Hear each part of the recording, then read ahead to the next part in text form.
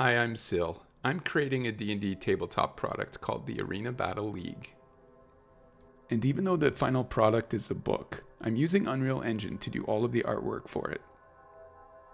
This allows me to make dramatic videos for each picture in the book that DMs can share with their players at the table.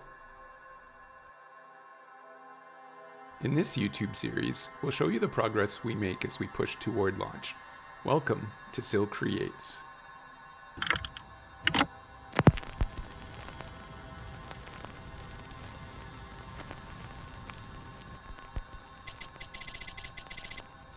A good friend of mine recently got into woodworking, and he created this amazing ABL sign for me. Really want to thank him for that. Now, Unreal Engine is a very powerful tool, but it's not really modeling software. It does have some modeling capabilities, which I've been exploring recently. And here you can see me customizing the model I'm using for Slash Wing by adding blades to those wings so he lives up to his name.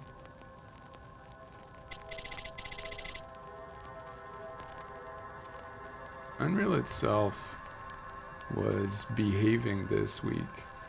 I think I only got maybe one crash, maybe two during the week, and I didn't lose a critical amount of work during that.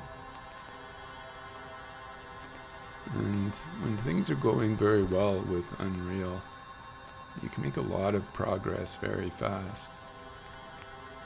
And so here you can see me attempting to pose one of our models, Slash Wing here.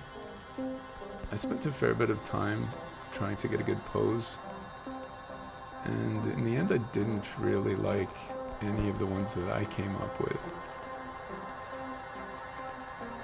But in the end I just went with one of the default animations and took a frame from that animation to use for the pose.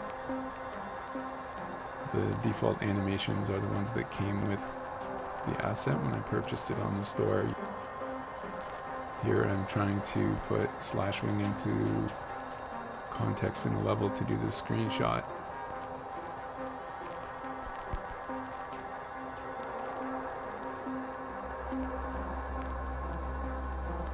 And I'm continuing my work. I've got Slash Wing and butching done. This guy here is called Stop Claw, and you can see me creating him for the preliminary stage. One with the bow. He's called Tusk, spelled Tisk Tisk, with an apostrophe replacing the U's. Of course, everyone calls him Tisk Tisk, but he insists it's Tusk. And you can see me here putting them into context for screenshots that I can use for the illustration for these characters in the book, and I'm jumping into the book to place the images in context there.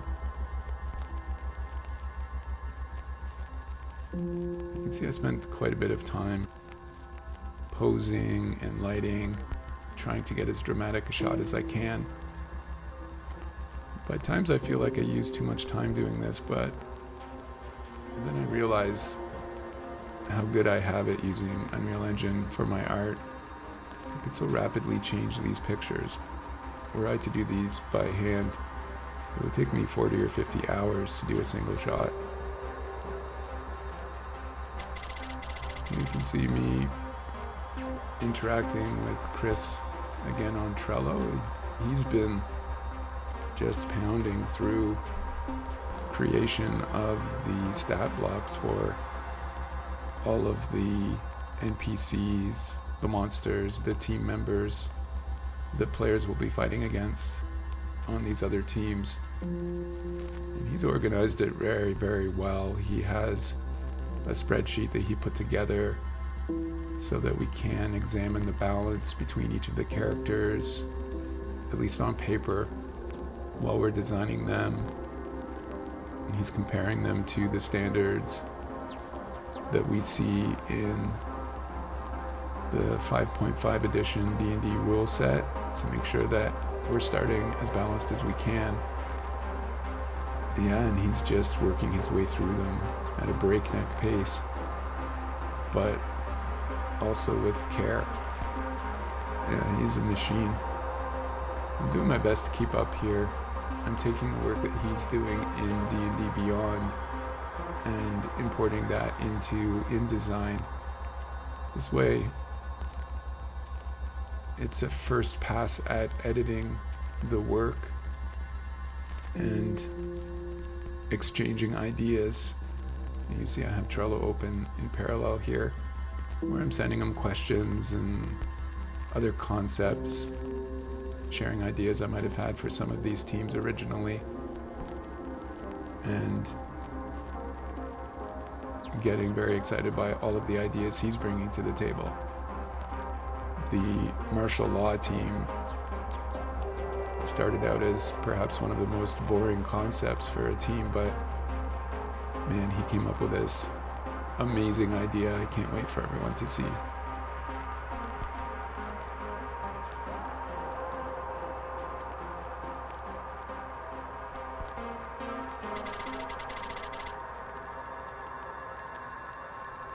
Yeah, so this week we did quite a good job. I got almost all, if not all, of the art done for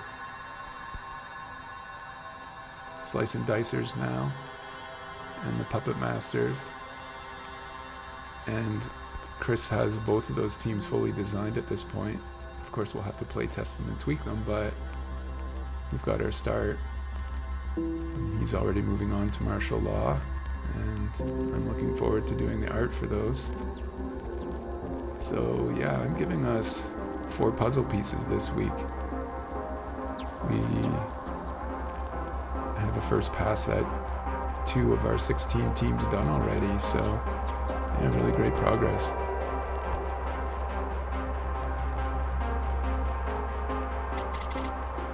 Thanks for watching. We'll see you in the next episode of Sil Creates.